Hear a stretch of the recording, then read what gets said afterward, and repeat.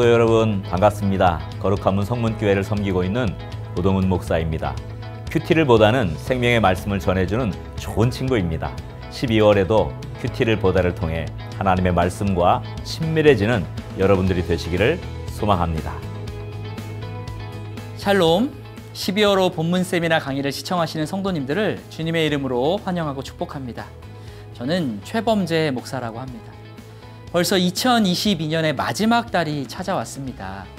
날씨가 점점 추워지고 있는데요. 면역력 관리 잘 하시기 바랍니다.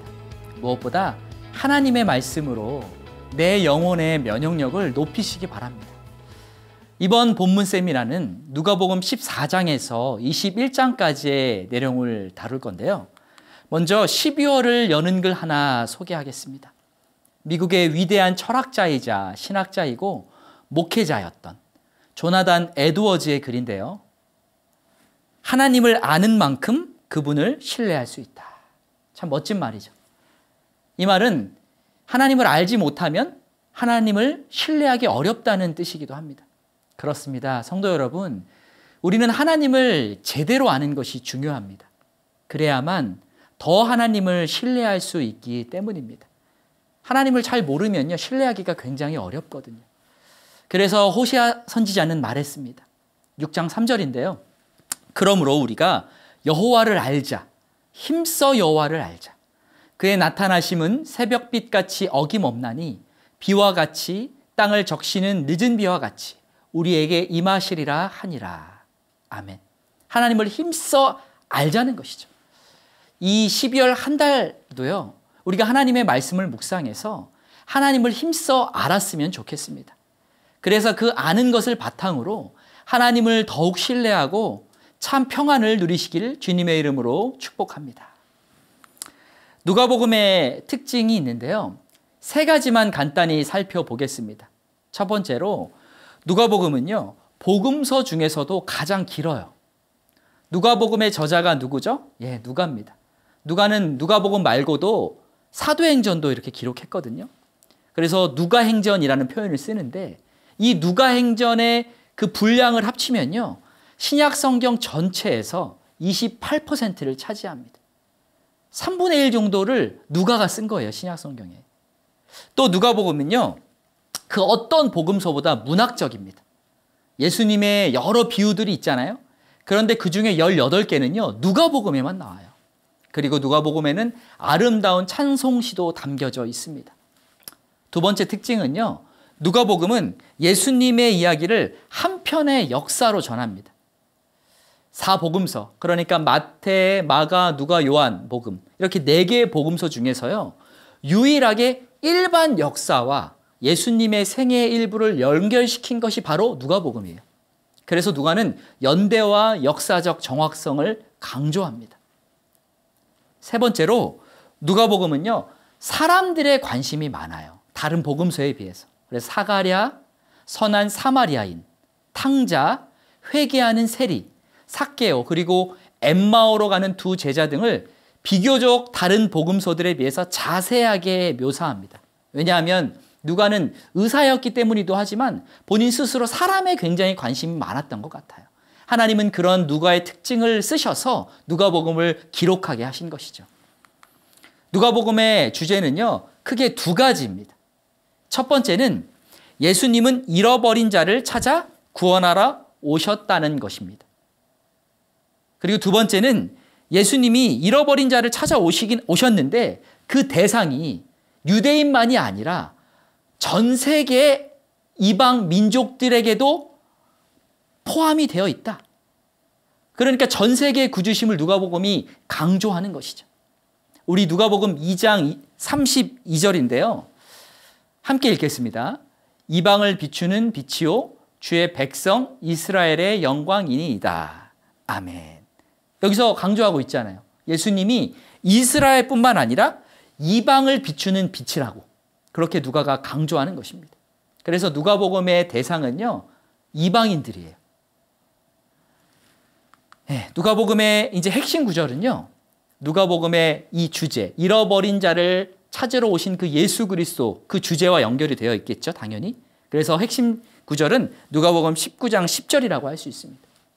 인자가 온 것은 잃어버린 자를 찾아 구원하려 함이니라. 여기서 인자는요, 누구를 가리킬까요? 예수님을 가리키죠. 인자라는 게 굉장히 신학적으로 깊은 의미가 있는데요. 이 땅에 오실 그 메시아, 다니엘서 7장에 나오는 그 인자라는 표현을 통해서 예수님은 이 땅에 오신 그 예수님이 사람으로 오셨다. 예, 그것을 강조하는 거예요. 그리고 예수님이 이 땅에 사람으로 오신 이유는 왜 오셨을까요? 잃어버린 자를 찾아서 그냥 찾기만 하는 것이 아니라 구원하려 함이니라. 그러니까 우리의 구원을 위해서 예수님이 사람의 몸으로 이 땅에 오셨다는 거죠. 그런데 아까 말씀드렸듯이 이 잃어버린 자의 범위가 중요합니다. 유대인만이 아니라 예수님은요, 온 열방을 구원하려고 오신 거죠. 그러니까 이스라엘만이 아니라 모든 민족과 족속들을 대상으로 우리를 포함해서 우리를 살리려고 이 땅에 오신 것입니다. 이제 본격적으로 본문으로 들어가서 누가복음의 핵심 메시지를 살펴보겠습니다. 14장 1절에서 14절은요. 어떤 장면이냐면 예수님이 한 바리새인의 집에 초청을 받아서 가세요. 그래서 그곳에서 식사를 하시면서 일어난 일종의 에피소드, 그런 사건들을 다루고 있습니다. 그날은 안식일이었습니다. 사람들은요, 그 당시 사람들은요, 안식일에 아무 일도 하지 말라는 하나님의 명령을 자의적으로 해석했어요. 병든 자를 고치는 것도 일이라고 생각했습니다. 그런데 아이러니하게도 안식일에 만약에 소가 우물에 빠지잖아요. 그럼 건져냈습니다. 사람을 고치는 거는 못하게 하면서. 비싼 소, 왜냐하면 소는 그 당시에 재산의 큰 일부였거든요. 그러니까 자신의 재산을 지키기 위해서 소를 건져내는 일은 허용한 거예요. 참 모순적인 삶이죠. 그래서 5절에 이렇게 예수님이 말씀하시는 거예요. 또 그들에게 이르시되 너희 중에 누가 그 아들이나 소가 우물에 빠졌으면 안식일에라도 곧 끌어내지 않겠느냐 하시니. 안식일에 병자를 고치는 그 예수님의 모습을 보고 사람들이 의아해하고 비판하고 책을 잡으려 하고 분노하니까 예수님이 그들의 모습을 정확하게 지적하신 거예요. 아니, 왜 그러냐? 너희는 소가 빠지면 건지지 않느냐? 사람을 고치는 거는 더 중요하다. 그러자 아무도 예수님의 이 대답에, 이 말씀에 반박하지 못했습니다. 왜냐하면 예수님의 말씀이 맞거든요. 성도 여러분, 안식일은요, 사람을 위해서 존재하는 거예요. 하나님이 안식을 우리에게 주신 이유는요, 우리를 괴롭히려고 주는 게 아니에요. 우리를 살리려고 주신 것입니다. 우리는 현재 예수님이 부활하신 그 주일을 기념해서 안식일 개념으로 지키고 있죠. 하나님은 우리가 안식일에 치유와 회복을 경험하기를 원하십니다. 성도 여러분, 매 주일마다 살아계신 하나님을 만나서 내 영혼의 회복을 경험하시기를 주님의 이름으로 축복합니다. 아, 안식일은 나를 위한 날이구나. 막 부담으로 다가오고 안 지키면 찝찝하고 율법적으로 다가오면요, 주님이 나에게 또 우리에게 주신 그 안식일의 의미를 우리가 알지 못하는 거예요. 우리는 안식일을 그 어떤 날보다 더 기쁨으로 받아들여서 정말 이 안식일 통해서 새 힘을 얻고 하나님을 만나고 내 영혼의 소성케 됨을 그런 경험을 하는 그런 복된 안식일이 되어야 할 줄로 믿습니다. 또 예수님은요, 바리새인의 집에 초청을 받은 사람들이 높은 자리에 앉는 모습을 보셨습니다. 그들은 높은 자리에 앉아 지위를 드러내며 사람들에게 우러름을 받으려고 했습니다. 그런데 예수님은요, 높은 자리에 앉으려는 그들을 향해서 높은 자리가 아니라 끝자리에 앉으라고 하셨어요. 그러면서 중요한 말씀을 하셨죠. 자기를 높아지는 자는 낮아지고 자기를 낮추는 자는 높아진다고 말씀하셨어요. 그렇습니다. 성도 여러분, 하나님은요, 교만한 자를 싫어하세요. 자신을 높이려는 그런 사람들을 낮추십니다. 그러나 반대로 하나님은 하나님 앞에서 낮추는 사람, 그 겸손한 사람을 기뻐하시고 높여주십니다. 그래서 우리가 이 땅에서는 상석에 앉으려고 하고 높아지려고 하고 사람들의 우러름을 받으려고 하지만 그건 어디까지나 사람들의 평가고 우리들의 생각입니다. 하나님은 우리들의 그런 모습을 통해서 우리를 높다고 여기지 않으세요. 오히려 내가 항상 주님 앞에서 연약한 자입니다. 하나님, 나는 주님 앞에서 참 부끄러운 자입니다. 주님의 은혜가 없으면 단 하루도 살 수 없습니다. 이렇게 고백하면 하나님께서 기뻐하시고 높여주신다는 거죠. 그래서 성도 여러분, 하나님 앞에서 항상 겸손한 자가 되셔서 사람 말고요. 사람 앞에서 아이고 겸손한 척하고 이런 걸 말하는 게 아닙니다. 담대하게 나아가되 주님 앞에서만큼은 겸손하셔서 하나님의 높여주심을 경험하시길 주님의 이름으로 축복합니다. 예수님은 제자가 되는 길이 또 어떤 것인지 설명하십니다. 14장 25절에서 35절에 이렇게 나와 있는데요. 그 길은 어떤 길일까요? 제자가 되는 길, 예수님의 제자가 되는 길은요, 십자가를 지는 길이고 자신을 부인하는 길입니다. 그렇기 때문에 예수님의 제자가 되려면요, 그 전에 분명한 각오가 있어야 합니다. 예수님은 이것을 설명하기 위해서 망대와 전쟁 비유를 드십니다. 망대를 건축하려면 그 건축하는 사람이 무턱대고 건축을 시작하지 않잖아요. 어느 정도 비용이 들어갈지 또 어떻게 해야 될지 계획을 가지고 그 망대 건축을 시작하시잖아요. 또 전쟁을 하려면 어떻게 합니까? 그 전에 여러 가지를 고려해 봐야겠죠. 적군을 내가 이길 수 있을까? 어느 정도 병력을 두어야 될까? 어떤 어려움이 있을까? 이런 거에 대해서 고려를 한다는 거죠. 예수님이 이렇게 망대와 전쟁 비유를 통해서 우리가 예수님의 제자가 되려면 그냥 무턱대고 나아가는 것이 아니라 희생을 각오해야 된다는 거예요. 그리고 그 이후에 그 모든 고난과 희생을 하나님께서 갚아주실 것이라고 하는 분명한 믿음의 계산이 있어야 된다는 겁니다. 그래야만 우리가 예수님의 제자가 돼서 그 길을 묵묵히 걸어갈 때 때로 환난이 다가오고 때로 억울한 일이 다가오고 속상한 일이 다가온다 할지라도 이미 각오한 부분이 있기 때문에 금방 그 어려움들을 극복할 수 있게 되는 거죠. 그리고 그래 내가 지금은 예수님 때문에 이렇게 힘든 삶을 살아가지만 결국에는 주님께서는 이 모든 고난을 이해하시고 분명히 나중에는 더 좋은 것으로 갚아주실 거야 라는 분명한 믿음의 계산, 합리적인 생각을 가지고 걸어가야 제자의 길을 완수할 수 있다는 거죠. 성도 여러분, 제자의 길은요, 무조건 힘든 길이 아니에요. 오히려 현재 일시적인 고난이 아니라 장차 나타날 영광을 바라보며 걸어가는 축복의 길인 줄 믿습니다. 우리가 이 땅에서 많은 분들이 투자를 하잖아요. 거시적인 투자를 하고 더 지금은 좀 뭔가 아닌 것 같아도 나중을 위해서 여러 가지 비용을 생각해서 투자를 하는데 제자가 되는 것이야말로 투자 가치로 봤을 때에도요, 가장 올바른 선택임을 믿으시기 바랍니다. 왜냐하면 우리가 주님을 위해 헌신하고 희생한 모든 것들은 당연히 우리는 받은 은혜에 감사해서 무익한 종이라고 고백하고 그저 이 모든 것은 희생이 아니고 특권입니다라고 고백해야 하지만 하나님께서는요, 우리의 수고를 기억하시고 더 좋은 것으로 선한 것으로 갚아주시고 우리의 모든 아픔들을 씻어주시는 그런 좋은 아버지이시기 때문입니다. 이런 분명한 믿음을 가지고 정확한 계산을 가지고 십자가를 지는 제자의 길은요, 어리석은 선택이 아닙니다. 오히려 현재의 일시적인 고난이 아니라 장차 나타날 영광을 바라보며 걸어가는 축복의 길입니다.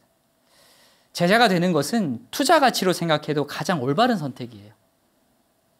분명한 각오와 믿음을 가지고 주님이 부르신 그 제자의 길을 가시길 주님의 이름으로 축복합니다. 이제 누가복음 15장을 살펴볼 텐데요. 예수님은 여기서 잃은 양을 찾은 목자의 비유, 또 잃은 드라크마를 찾은 여인의 비유, 그리고 잃은 아들을 되찾은 아버지의 비유를 통해서 잃은 것을 찾으려고 골몰하는 것, 그것과요, 또 그것들을 찾았을 때의 기쁨에 관해서 말씀하십니다. 이거는요, 죄인이 회개하고 돌아오기를 바라는 하나님 아버지의 마음을 예수님이 비유를 통해서 표현하신 것이죠. 그렇습니다. 하나님은요, 지금도 잃어버린 영혼들이 돌아오기를 원하세요. 그리고 죄인들이 회개하고 돌아오면요, 우리가 생각하는 것보다 훨씬 더 크게 기뻐하십니다. 성도 여러분, 하나님 아버지를 기쁘시게 하고 싶으시죠? 확실한 방법이 있습니다. 잃어버린 자들이 돌아오도록요, 말씀과 복음을 전하시기 바랍니다. 우리는 그저 전하면 돼요. 그럼 하나님이 돌이키시잖아요. 성령께서 역사하시잖아요. 그러면요, 천국에서 잔치가 일어난다는 것이죠. 반드시 전도의 삶을 사셔서 하나님을 기쁘시게 해드리기를 주님의 이름으로 축복합니다. 또 예수님은 누가복음 16장에서 우리가 이 땅의 재물을 어떻게 바라봐야 하는지 옳지 않은 청지기 비유와 부자와 거지 비유를 통해 말씀하셨습니다. 누가복음 16장 13절입니다. 집 하인이 두 주인을 섬길 수 없나니 혹 이를 미워하고 저를 사랑하거나 혹 이를 중히 여기고 저를 경히 여길 것임이니라. 너희는 하나님과 재물을 겸하여 섬길 수 없느니라. 이게 핵심 메시지예요.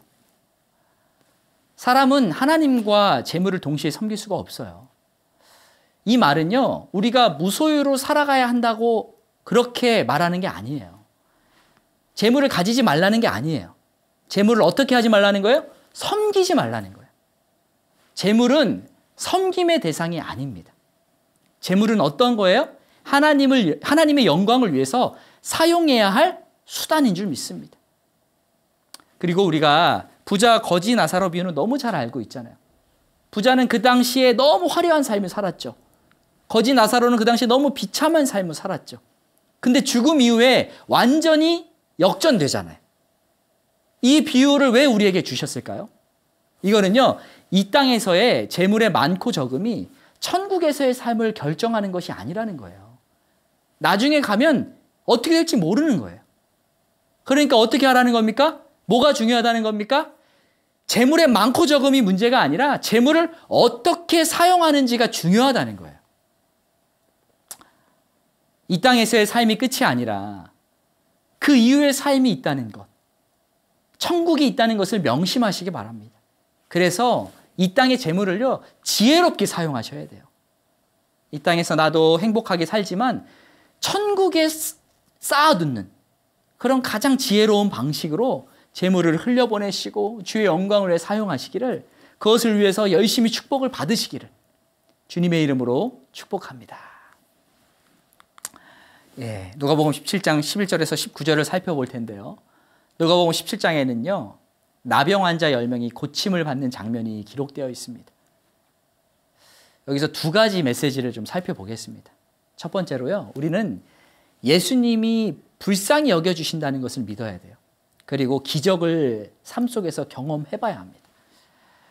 본문을 보면 육체적으로 영적으로 고립된 불쌍한 나병 환자 10명이 멀리서 예수님이 지나가신다는 소식을 들었습니다. 그들은 당시 슈퍼스타였던 예수님이 가는 곳마다 많은 병자와 귀신 들린 자들을 고치신다는 소식을 들었을 거예요. 예수님은 너무 유명했거든요. 그래서 그 나병 환자들은요, 자신들도 고침받은 기적의 주인공이 되고 싶어서 예수님께 나아갑니다. 그런데 성도 여러분, 한번 성경책을 보세요. 12절, 본문 12절을 보면요, 멀리 서서라는 표현이 있어요. 나병 환자가 가까이 간 게 아니라 멀리 서서 예수님을 부른 거예요. 왜 그렇죠? 나병 환자이기 때문에 접근하고 싶어도 어느 정도 거리 이상 다가오지 못한 거죠. 율법 때문에 그래요. 만약에 그들이 다가오잖아요? 그럼 사람들에게 돌을 맞아 죽을 수도 있었습니다. 그러니까 그들은 예수님께 가지도 못하는 거예요. 얼마나 안타까운 심정이었을까요? 남들은 예수님께 나아가서 안수받고 고침을 받았다고 하고 눈으로 또 그런 현장들을 보는데 자신들은 나아가지 못해서 그 안수조차 받을 수 없이 그저 멀리서 예수님을 바라보아야만 했던 거죠. 그래서 그들은요, 대신 소리를 지릅니다. 13절을 보면 소리를 높여 이르되 라는 표현이 있어요. 목청을 한껏 높여 울부짖었다는 거예요. 자신들이 할 수 있는 최대한의 목소리로 애절하게 예수님께 불쌍히 여겨달라고 외쳤습니다. 그러자 예수님이 그 멀리서 그들의 목소리를 들으시고 또 그들을 보시고 대뜸 뭐라고 말하시냐면요, 제사장들에게 그들의 몸을 보이라고 말씀하셨어요. 왜 그러셨을까요? 이것은요, 제사장에게 가서요, 완치 판정을 받으라는 거예요. 당시에는 지금처럼 나병을 전문적으로 검사하는 그런 장비가 있었던 게 아니죠. 병원이 우리 지금처럼 막 발달한 게 아니었잖아요. 그렇기 때문에 당시에는요, 제사장이 어떤 질병을 판별하는, 특별히 이런 나병과 같은 질병을 판별하는 의사 역할을 감당했어요. 레위기에 나온 율법의 기준에 따라 나병의 확진 판정도 제사장이 해야 했고요. 또 나병이 완치됐다는 것도 제사장이 선언했어야 했어요. 그런데 의사와 제사장의 다른 점이 있었다면요. 의사는 병을 치료할 수 있지만 제사장은요, 병을 치료하는 능력은 없었어요. 다만 이 사람이 나병에 걸렸는지 아니면 나았는지 그 판정만 내릴 수 있었다는 거죠. 그런데 이 판정이 굉장히 중요한 것이었습니다. 왜냐하면 설사 이 나병 걸린 10명의 문둥병, 나병 환자들이 예수님께 치료를 받았다 하더라도 제사장에게 가서 완치됐다라는 그런 판결을 받지 않으면요, 그들은 여전히 사회에서는 고립된 생활을 했어야 했어요. 공증이 안 됐으니까. 제사장이 완치 판정을 내리고 하나님께 속죄 제사를 드리고 나서야만 정상적인 사회 구성원으로 돌아갈 수 있었던 거죠. 그래서 예수님은요, 많은 사람들이 보는 앞에서 나병 환자들에게 그렇게 말한 거예요. 나았으니까 제사장에게 돌아가서 너희 몸을 보이라. 완치 판정을 받으라는 거죠. 그러니까 예수님이 얼마나 배려가 깊은 거예요. 그냥 고쳤으니까 가라. 이러면 이들은요, 개인적으로는 고침을 받았어도 사회적으로는 여전히 고립돼야 됐거든요. 근데 예수님은 많은 사람들이 보는 앞에서 제사장에게 가서 보이라라고 얘기하므로 개인적인 고침뿐만 아니라 사회적인 그런 고립에서도 이들을 해방시키신 것입니다.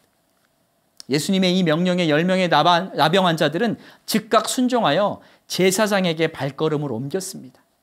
그리고 그들은 예수님의 치유하심을 믿고 길을 가는 중에 깨끗이 나음을 받는 놀라운 기적을 경험했죠. 나병 환자들이 한 건 뭐예요? 멀리 서서 예수님께 자비를 구한 것밖에 없어요.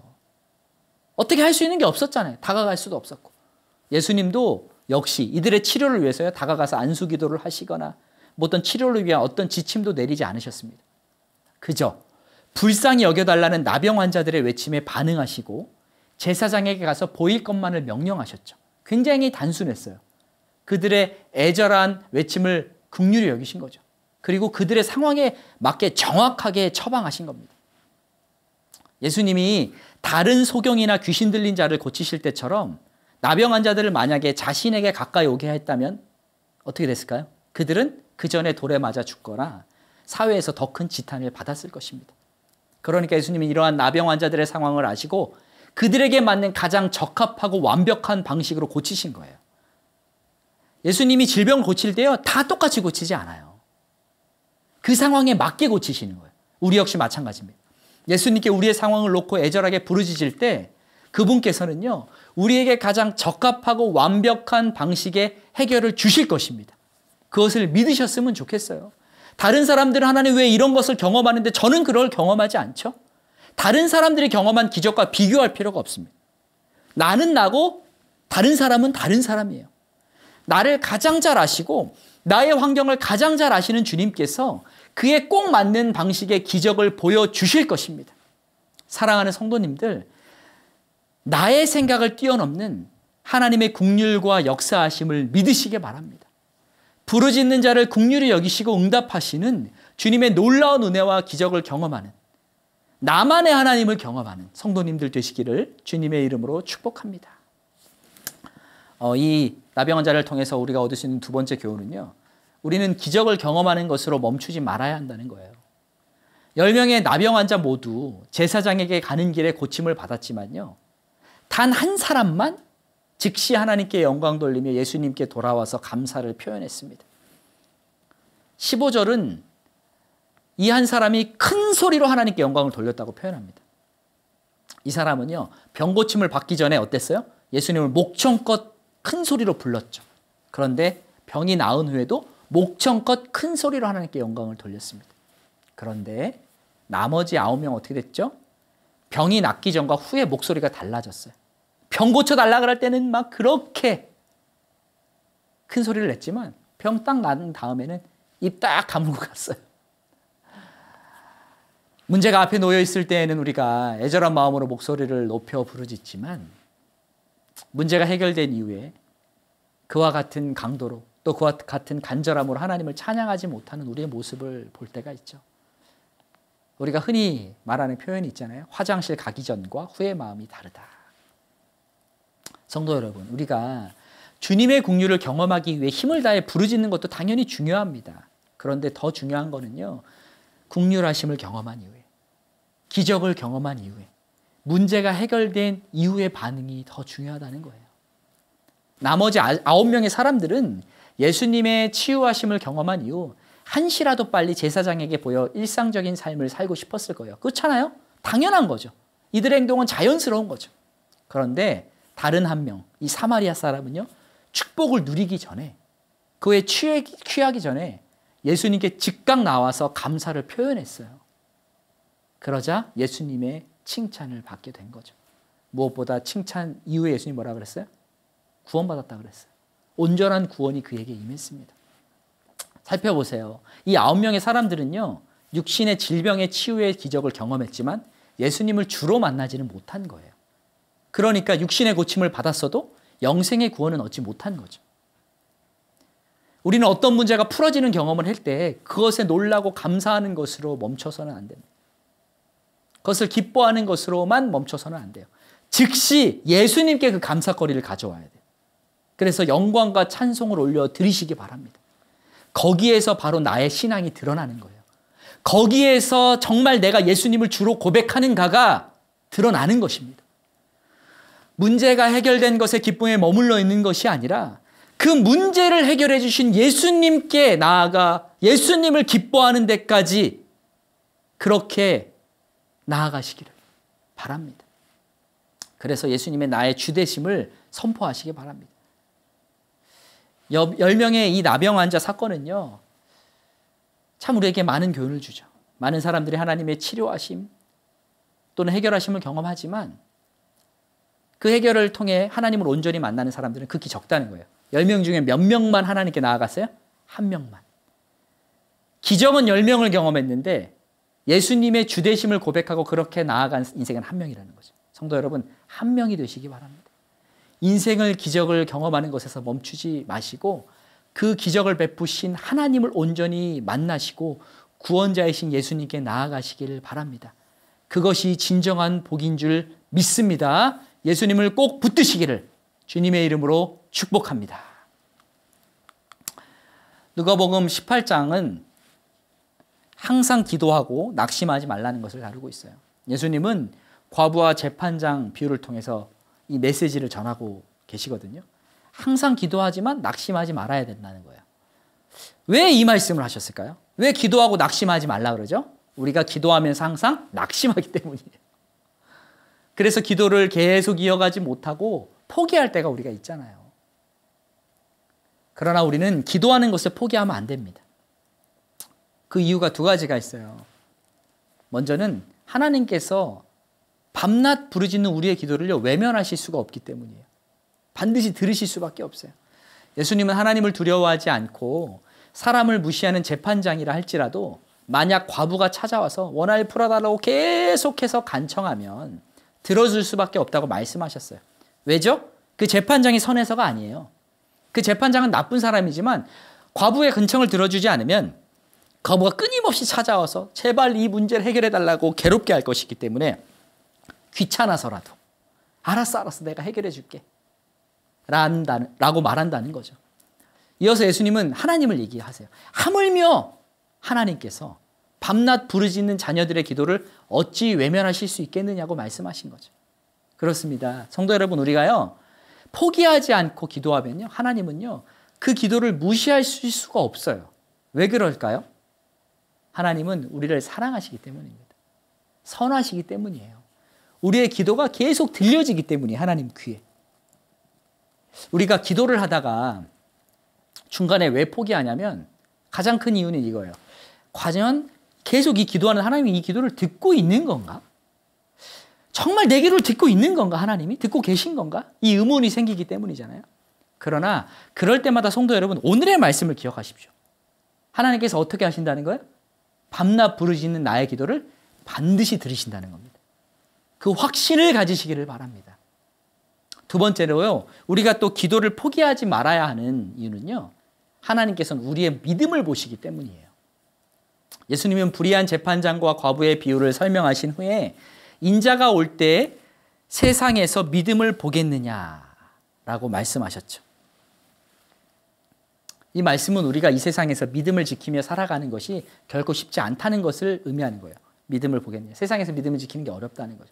그러나 그럼에도 불구하고 끝까지 우리가 믿음을 지켜야 한다는 거죠. 하나님은 우리가 세상 끝날까지 어떠한 상황이 온다 할지라도 믿음을 지키기를 원하십니다. 그런데 믿음을 지키는 것 중에 하나가 뭐예요? 바로 포기하지 않고 기도하는 거죠. 당연한 거예요. 왜냐하면 항상 기도하면서도 낙심하지 않으려면요, 믿음이 있어야 하거든요. 기도 응답이 더디거나 또 내가 기도한 대로 척척척 기도 응답이 되지 않아도 계속해서 기도하려면 하나님이 결국에는 맞아, 내 생각은 이렇지만 하나님의 뜻은 더 크잖아, 하나님이 반드시 선한 것으로 응답하실 거야 라는 믿음이 있어야 계속 기도할 수 있는 거잖아요. 그래야 낙심하지 않을 수 있는 거고 그 자리를 지킬 수 있는 거죠. 그런데 하나님은요, 그냥 우리가 그렇게 힘들어하면서도 믿음을 가지고 그 기도의 자리를 지키는 그 모습 자체를 기뻐하신다는 거예요. 왜냐하면 그게 믿음을 지키는 거기 때문에 그렇습니다. 성도 여러분, 하나님은 우리의 믿음을 보십니다. 그리고 우리의 그 믿음, 우리가 믿음을 지키는 모습을 너무 기뻐하세요. 항상 기도하고 낙심하지 않는 믿음의 삶을 사시길, 그래서 주님의 기쁨이 되시길 주님의 이름으로 축복합니다. 하나님이 원하시는 삶이라는 이 큰 주제가요, 누가복음 19장 1절에서 48절에 담겨져 있어요. 크게 이제 세 가지의 이야기가 있는데 이 세 가지의 큰 주제를 하나 딱 뽑아 본다면 하나님이 원하시는 삶이라는 거예요. 첫 번째는요, 변화된 삶입니다. 예수님은 여리고 지역에 가셔서 세리장 삭개오의 집에 머무십니다. 삭개오는 예수님에게 소유의 절반을 가난한 자들에게 주고 속여 빼앗은 일이 있으면 4배로 갚겠다고 말합니다. 예수님은 그런 삭개오에게 이 집에 구원이 이르렀다고 말씀하셨죠.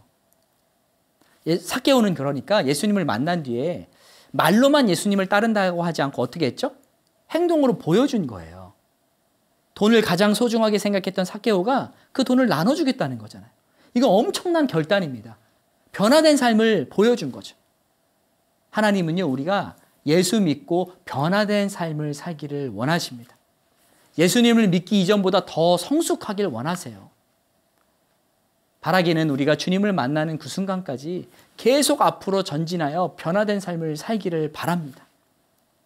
두 번째 하나님이 원하시는 삶은요, 충성된 삶이에요. 은 열무나 비유를 통해서 우리가 알 수 있는데요. 너무 유명한 비유잖아요. 달란트 비유랑. 예. 어떤 귀인이 먼 나라로 떠나면서 10명의 종에게 각각 은화 한 문화를 주면서 장사를 명하죠. 그래서 그 귀인이 돌아왔을 때 어떤 종은요, 한 문화로 10문화를 남겼어요. 그리고 어떤 종은 5문화를 남겼어요. 그래서 모두 예수님께 칭찬을 받습니다. 야, 잘했다. 그런데 주인을 오해하고 그 한 문화를 가지고 장사한 것이 아니라 수건에 싸둔 종도 있었습니다. 주인은 어떻게 하죠? 그 종을 책망하죠. 이 말은 뭐냐면 주님께서 마지막 날에 오셔서 결산하신다는 거예요. 우리에게 주신 재능, 우리에게 주신 재물, 우리에게 주신 건강, 주님을 섬기라고 주신 그 지혜, 그 모든 것들을 통해서 그냥 썩혀두는 것이 아니라 충성된 삶을 살아내서 그걸 가지고 결산해 주겠다는 겁니다. 성도 여러분, 충성된 삶을 사시기 바랍니다. 하나님이 원하시는 삶입니다. 세 번째, 하나님은요, 기도의 삶을 원하세요. 예수님은 예루살렘을 향하여 가시던 그 길에서 제자 둘을 보내셔서 아무도 타보지 않는 나귀 새끼를 끌어오라고 명하십니다. 예수님이 그 나귀 새끼를 타고 예루살렘 성에 가실 때 제자의 온 무리가 큰 소리로 하나님을 찬양합니다.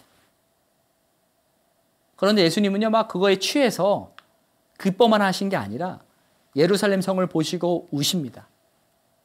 그리고 그 성이 당하게 될 환난을 말씀하시죠. 왜냐하면 예루살렘 성이 곧 멸망할 것이기 때문에. 그리고 나서 성전에 들어가셔서 어떤 일을 하셨냐면요, 돈 바꾸는 자들, 장사하는 자들이 있었잖아요. 당시에는 수많은 사람들이 예배하러 왔기 때문에 소나 그런 양들을 집에서부터 끌고 오기 어렵기 때문에 거기서 많이 샀거든요, 가축들을. 그래서 그 가축을 파는 사람들이 이윤을 많이 남겨 먹었어요. 그래서 목 좋은 곳에서 제사장들, 종교 지도자들과 연관돼서 거기서 아주 장사가 활발하게 이루어진 거죠. 근데 예수님은 그 장사하는 자들을 내쫓으시면서 뭐라고 말씀하셨죠? 내 집은 기도하는 집이다 라고 말씀하셨어요. 기도하는 집이라는 거예요. 주의 성전은 기도하는 집인데 이제는 주의 성전이 예루살렘이 아니잖아요. 예수님 이후에는 무엇이 주의 성전입니까? 바로 우리 몸입니다. 예수님을 믿고 성령님이 내주하시는, 성령님이 거주하신 우리 몸이 바로 주의 성전입니다. 따라서 우리는요, 주의 성전인 우리 몸을요, 기도의 집으로 만들어야 합니다. 예수님이 이 메시지를 주신 거는 우리가 기도하는 삶을 살라고 하는 거예요. 내 삶의 가장 중요한 부분이 기도이시기를, 기도하는 몸이 되시기를 주님의 이름으로 축복합니다. 누가복음 20장은 논쟁들로 채워져 있습니다. 예수님을 공격하는 바리새인이나 서기관 같은 종교 지도자들은 예수님의 말을 책잡고 고발하거나 죽이기 위해 아주 간교한 질문을 던집니다. 그러나 예수님은 그들의 간교한 질문에 당하지 않으시고 오히려 그들의 말문을 닫게 만드셨습니다. 먼저 그들은 예수님에게 무슨 권위로 이런 일을 하는지 물어봅니다. 무슨 자격으로 성전에서 가르치고 성전의 장사꾼들을 쫓아내느냐는 거죠. 그러자 예수님은 그 질문에 대답하지 않으시고 역으로 요한의 세례가 하늘로부터인지 사람으로부터인지 물으십니다. 만약 그들이 하늘로부터라고 대답하면 어찌 세례 요한의 말을 믿지 아니하였느냐라고 할 것이고, 만약 그들이 사람으로부터라고 말한다면 당시 백성들이 요한을 선지자로 인정했기 때문에 사람들에게 돌을 맞게 되는 일이 생길 수 있는 거죠. 그래서 그들은요, 예수님의 그 질문에 아무 말도 하지 못했어요. 그들은요, 또 세금 논쟁으로도 예수님을 공격했어요. 로마의 황제인 가이사에게 세금을 바치는 것이 옳은지 물어봤습니다. 아주 교묘한 질문이에요. 왜냐하면 만약 예수님이 가이사에게 세를 바치는 것이 옳다고 대답하면 어떻게 되냐면 예수님은 유대인들에게 민족의 반역자가 되는 겁니다. 역적이 되는 거예요. 로마의 앞잡이가 되는 거죠. 근데 이와 반대로 만약에 가이사에게 세를 바치는 것이 옳지 않다고 하시면 어떻게 되죠? 로마 황제의 명령을 어긴 로마의 반역자가 되는 거예요. 그렇게 되면 바리새인들은 당장 로마 관리에게 예수님의 그 말을 책잡아서 고발할 거죠. 그러면 예수님은 감옥에 가게 되는 거예요. 그러니까 예수님은 어떤 대답을 하시든지 간에 곤란해지는 상황이었어요. 그런데 예수님이 이런 사면초가의 상황에서 하늘의 지혜로 손쉽게 빠져나가십니다. 뭐라고 대답하셨어요? 가이사의 것은 가이사에게, 하나님의 것은 하나님께. 그렇게 바치라고 말씀하신 거죠. 예수님의 대답에 아무도 대꾸하지 못했습니다. 너무 지혜로운 대답이시잖아요. 또 다른 논쟁은요, 부활이 없다고 주장하는 사두개인이 찾아와서 시비를 건 사건입니다. 그들이 질문했어요. 왜냐하면 당시 바리새인들은 부활이 있다고 믿었고 사두개인들은 부활이 없다고 믿었거든요. 본래 바리새인과 사두개인의 사이가 좋지 않은데 부활에 대한 입장 차이도 있었어요. 그래서 만날 때마다 이들은 논쟁을 벌였을 겁니다.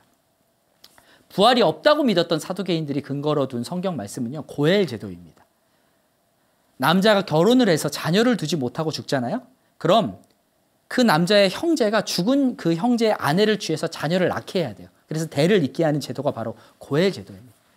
사두개인은 바로 이 고엘 제도를 근거로 날카로운 질문을 합니다.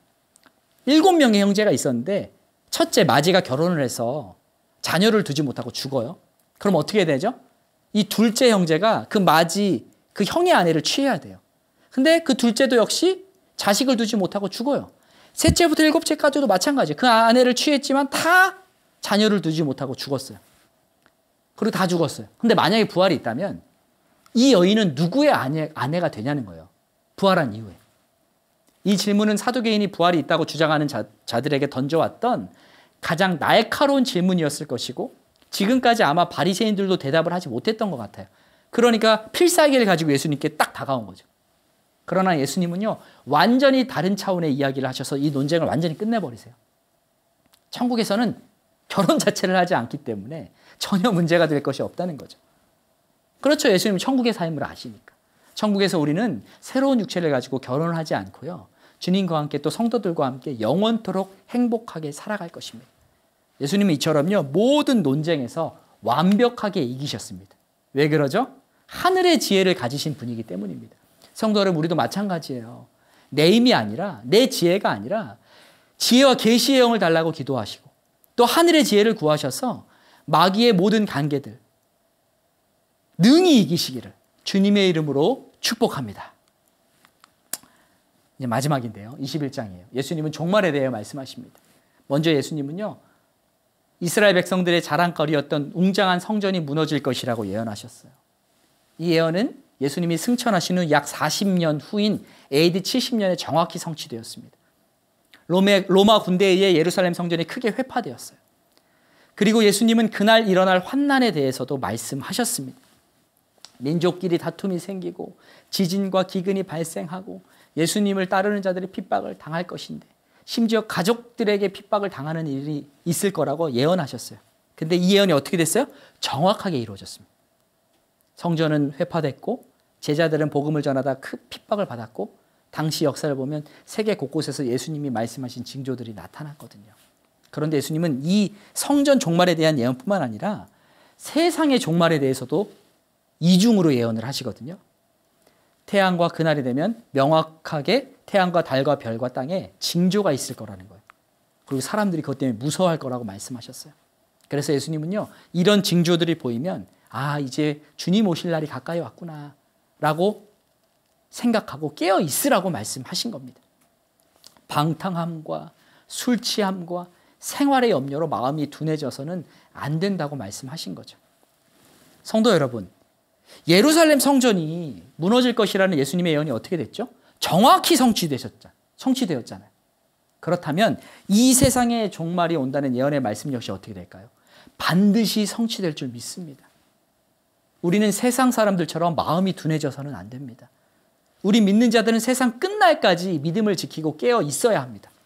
무엇보다 기도하는 것을 멈추어서는 안 됩니다. 왜죠?